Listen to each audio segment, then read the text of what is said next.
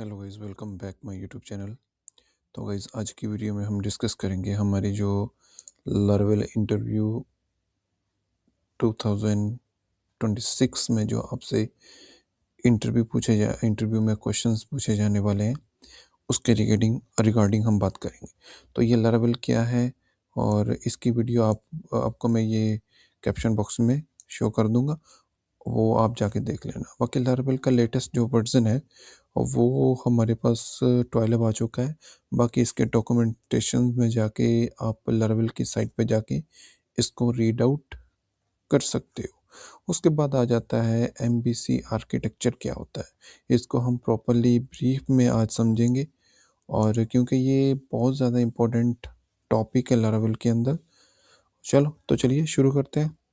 तो देखो, सबसे पहले क्या है, यह जो एमबीसी है ना, वो एमबीसी का मतलब होता है model plus view plus controller. तीनों को मिला के ये एमबीसी बनता है।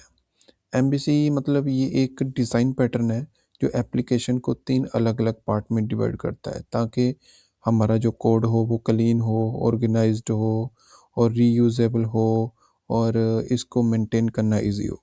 तो इसको बोलते हैं एमबीसी। उसके बाद आ जाता है कि सपोज हम कोई बिल्ड कर रहे हैं ई कॉमर्स वेबसाइट एग्जांपल के लिए। तो यूज़र क्या देखता है, हम मतलब पॉइंट ऑफ व्यू से। तो अगर हमारे पास डाटा होगा तो डाटा कहाँ से आएगा, तो डाटाबेस ही आएगा ना। अगर हम डाटा उसमें ऐड कर रहे हैं तो डाटा डाटाबेस में जाके स्टोर होगा। तो उसके बाद डाटा को डाटाबेस से जो हम लेके आएंगे वो किससे लेके आएंगे, रिट्रीव करके वो मॉडल से, डाटाबेस से।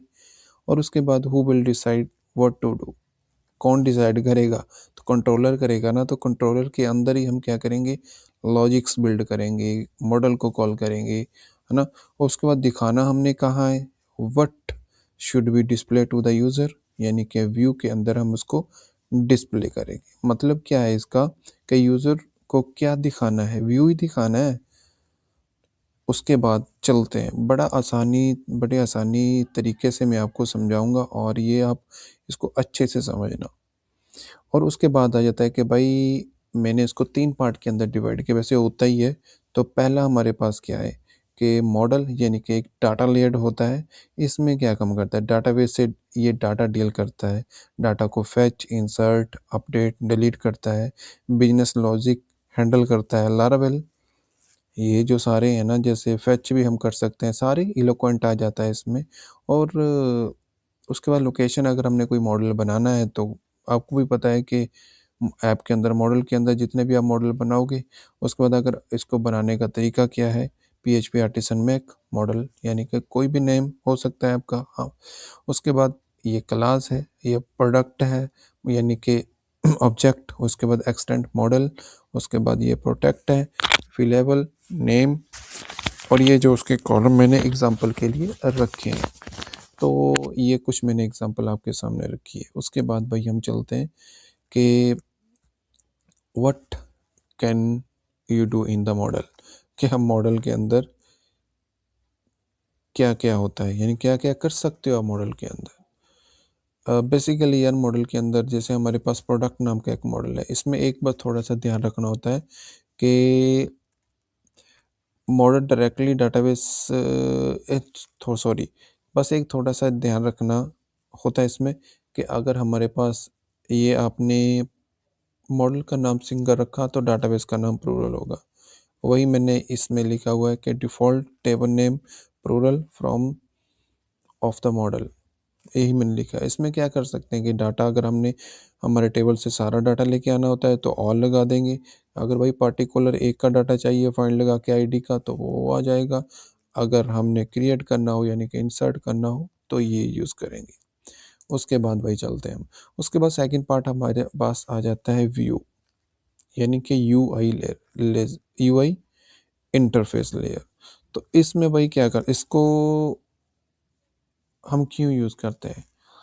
EI यूज़ होता है display data to the user, मतलब यूज़र को डाटा शो करता है। ये कैसे शो करता है, कि हम यूज़ करेंगे कि HTML, CSS and bullet template के को यूज़ करते हुए हम डाटा शो करवाएंगे। अगर हमने कोई व्यू बनाना हो तो वो रिसोर्स के अंदर, व्यूज़ के अंदर जाके हमारा व्यू बन जाएगा।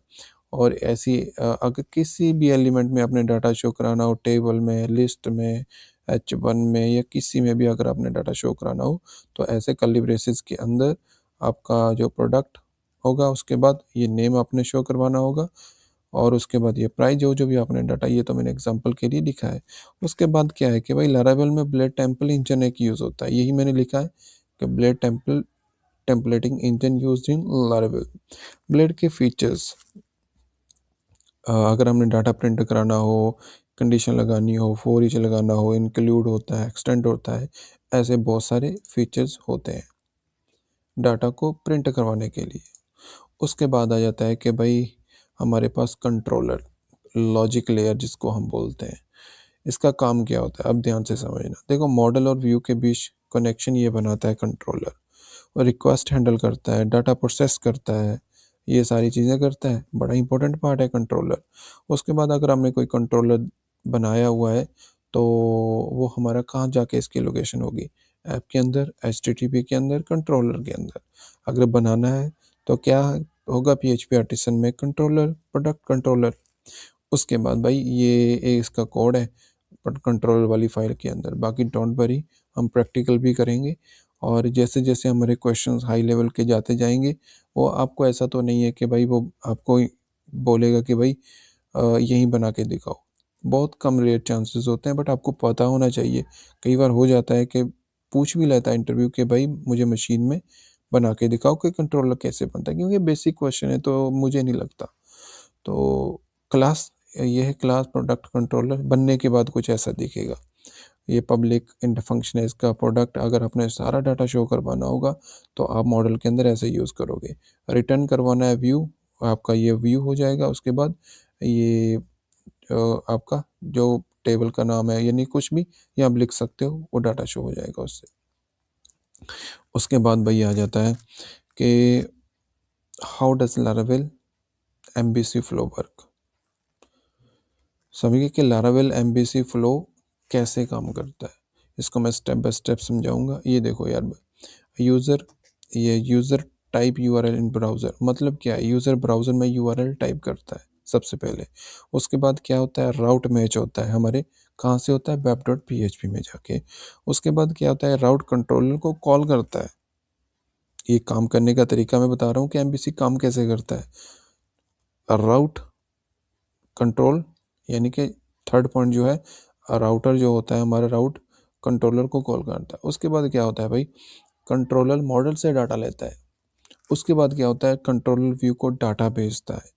फिर क्या होता है कि व्यू जो हमारा HTML पार्ट होता है, यूज़र को HTML रेंडर करता है, यानी कि जो दिखता है ब्राउज़र में वो HTML को रेंडर करता है। यही सेम प्रोसेस हमारा रिएक्ट में होता है। मैंने उसमें भी, अगर आप मेरा इस चैनल को देख रहे हो, उसमें भी मैंने आपको रेंडर जो फंक्शन होता है वो कैसे काम करता है, वो सारा मैंने आपको बताया हुआ है। उसके बाद भाई कुछ एग्जांपल है जो मैंने ली है कि ये जो राउट है, अगर आपने बनाया हुआ है, ऐसे बनाता है राउट गेट, यानी कि ये हमारा जो व्यू हो गया, और उसके बाद ये कंट्रोलर का जो पाथ, प्रोडक्ट कंट्रोलर, उसके अंदर जो आपने लिया है वो फंक्शन, जो भी क्लास आपने ली हुई है वो यहाँ कॉल करना है। इसको बहुत सारे मेथड होते हैं, डेवलपर यूज़ करते हैं, शॉर्टकट मेथड भी है, वो सारे मैंने बताए हुए हैं, बट जब हम प्रैक्टिकल करेंगे वो मैं आपको बता भी दूंगा। उसके बाद ये मैंने आपको बता ही दिया था ऊपर एग्जाम्पल में। उसके बाद भाई आ जाता है हमारे पास कि why is MVC is important, क्यों इम्पोर्टेंट है भाई MVC, मॉडल व्यू कंट्रोलर। ये भी कई बार डेवलपर पूछ लेता है, उसने MVC के बारे में आखिर इतना कुछ पूछ लिया तो वो कुछ भी पूछ सकता है कि MVC क्यों इम्पोर्टेंट है। तो आपने क्या करना है भाई, कोड इसमें सबसे पहले तो कोड हमारा जो होता है वो क्लीन रहता है हर टाइम। ऐसा नहीं है कि हाउस पॉश है ना, दूसरी जैसे अगर मैं कोर PHP कर रहा हूँ तो उसमें मैं बहुत सारा कोड ना एक ही फाइल में घुसाई जा रहा हूँ ना, तो वो ऐसा इस केस में नहीं होता, इस फ्रेमवर्क में नहीं होता। बाकी हाँ कर रहे हो तो आप उसको एक स्ट्रक्चर बना के भी यूज़ कर सकते हो। उसके बाद क्या होता है कि भाई टीम वर्क ईजी हो जाता है इसमें। अगर बड़े प्रोजेक्ट आप ई-कॉमर्स सॉफ्टवेयर्स बना रहे हो क्लाउड बेस्ड में, तो उसमें बड़ा ईजी हो जाता है। क्योंकि एक मॉड्यूल में बहुत सारे काम कर रहे होते हैं ना, तो उसमें टीम वर्क के हिसाब से आप काम कर सकते हो। उसके बाद लार्ज प्रोजेक्ट मैनेजेबल इसमें इजी हो जाते हैं, कि जैसे मैंने बताया कि जो बड़े बिग प्रोजेक्ट होते हैं वो इसमें इजी टू मेंटेन हो जाते हैं।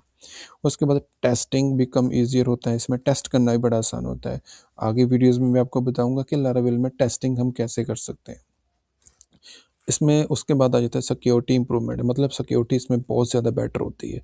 जैसे CSRF टोकन हो गया, ऐसे बहुत सारे इसमें सिक्योरिटी, यानी कि लारावेल वैसे ही यार फुली सिक्योर्ड है, ये ट्रस्टेबल है। और सबसे ज़्यादा हर एक डेवलपर वेबसाइट बनाने के लिए, सॉफ्टवेयर बनाने के लिए उसकी लारावेल सबसे ज़्यादा बेटर चॉइस है। चलो भाई नेक्स्ट चलते हैं। उसके बाद यार एडवांस लेवल का कुछ आ जाता है। एडवांस लेवल अंडरस्टैंडिंग हम कर सकते हैं कि लारावेल में इंटरव्यू वाला बंदा पूछ सकता है कि भाई इसमें कुछ एडवांस तो बता दो। देखो यार, लारावेल यूजिस एमबीसी, मतलब एमबीसी में लारावेल की यूज होता है। इसमें मिडलवेयर होती है, अथेंटिकेशन जब आप करते हो लॉगिन सिस्टम के लिए, है ना। सर्विस कंटेनर होता है, और सर्विस प्रोवाइडर होता है। इलोक्वेंट ORM, मतलब एक प्रॉपर एक डाटाबेस होता है। इसमें राउटिंग सिस्टम बड़ा इजी होता है, राउटिंग सिस्टम होता है। हैकिंग से हम बच सकते हैं। रिक्वेस्ट लाइफ साइकिल होता है इसमें। और Laravel entire request life cycle design proper ही ये लारावेल एमबीसी के अराउंड बना हुआ है। तो ये इसके कुछ एडवांस फीचर्स हैं, वो जो कि हम आगे आगे मैं आपको बताता जाऊंगा कि middleware, service provider, service container, क्योंकि वरना अगर मैं इसमें बताऊंगा ना तो ये बहुत सारी वीडियो लेंथी हो जाएगी। तो हम पॉइंट बाय पॉइंट कवर करते हैं, इंटरव्यू की तैयारी भी करते हैं, और यही क्वेश्चन इस 2026 में सबसे ज़्यादा पूछे जाएंगे। तो अगर गाइस आपको ये वीडियो अच्छी लगी तो प्लीज़ लाइक शेयर सब्सक्राइब कर देना। मिलते हैं फिर हमारी नेक्स्ट वीडियो में इंटरव्यू के ये सारे क्वेश्चंस हम कवर अप करेंगे भाई। ये कोलारेबल क्या होता है या मेरे चैनल से जाके पढ़ लेना। और लेटेस्ट वर्जन में आपको बता दिया। आज हमने एमबीसी के बारे में प्रॉपर डिटेल पढ़ा। कल हम क्या करेंगे, लारावेल में राउट कैसे ही रिफाइन करते हैं, वो वैसे मैंने आपको बता तो दिया, बट इसके बारे में प्रॉपर हम डिस्कस करेंगे। अब वन बाय वन काम करेंगे और प्रॉपर डीपली से समझेंगे, ताकि आपकी इंटरव्यू की तैयारी अच्छे से रेडी हो जाए। तो थैंक यू गाइज, मिलते हैं फिर नेक्स्ट वीडियो में। Bye bye.